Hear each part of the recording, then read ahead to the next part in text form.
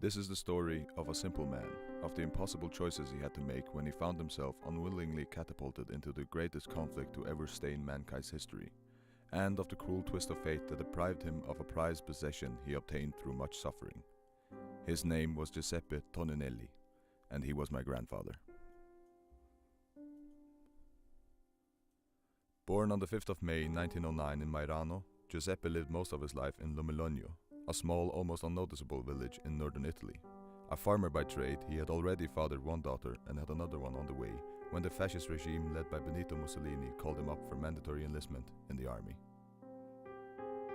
July 1943. Giuseppe was stationed in Licata, Sicily.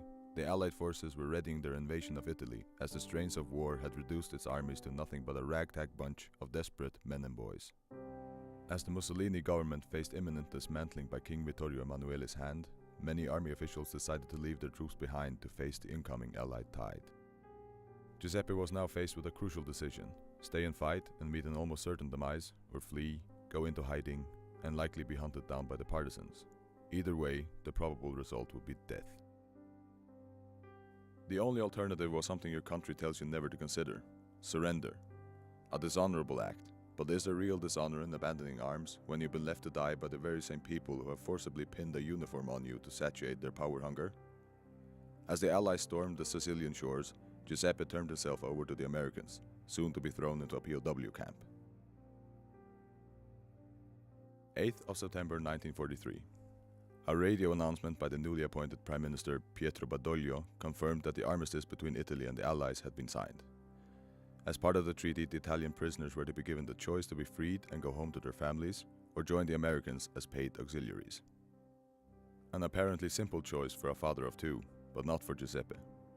It is not clear what possessed him to dive back into the abyss of war. Maybe the sense of duty that drove many men to join the Allies in the most crucial hour. Whatever his reason might have been, Giuseppe was now a supply truck driver for the US Army. After a few months spent marching northward to free his country, the Allies prepared their plan to take back France. 6th of June 1944, Normandy.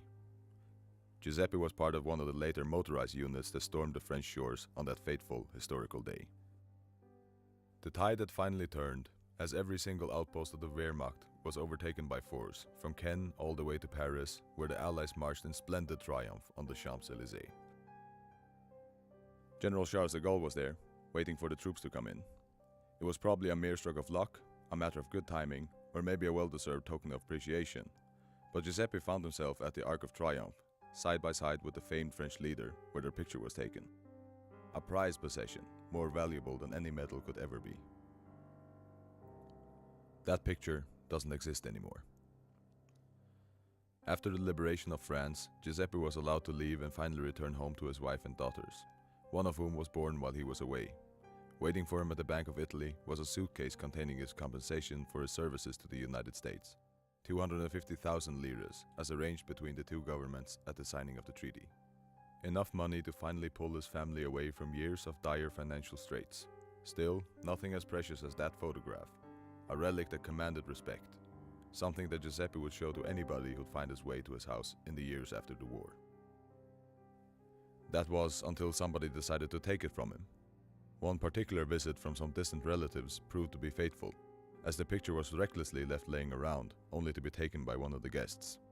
As soon as they were gone, its absence was noticed. Phone calls were made, threatening in tone, but no result was reached. I've always wondered what kind of person it takes to deprive a man of such an item. I still haven't found a satisfying answer, just as the picture remains missing to this day. This fact always haunted my grandfather up until the day he died, well before I could ever meet him. His story is a remarkable one that we should keep telling to our younger ones as the years go by and the generations pass with them. But will it survive the trials of time as a mere oral tale, without that key piece of evidence to ground it into undeniable reality? It's one of those tales that don't appear on any history book, but can only live through our willingness and capacity to remember. It is our duty to prevent those stories from fading into oblivion.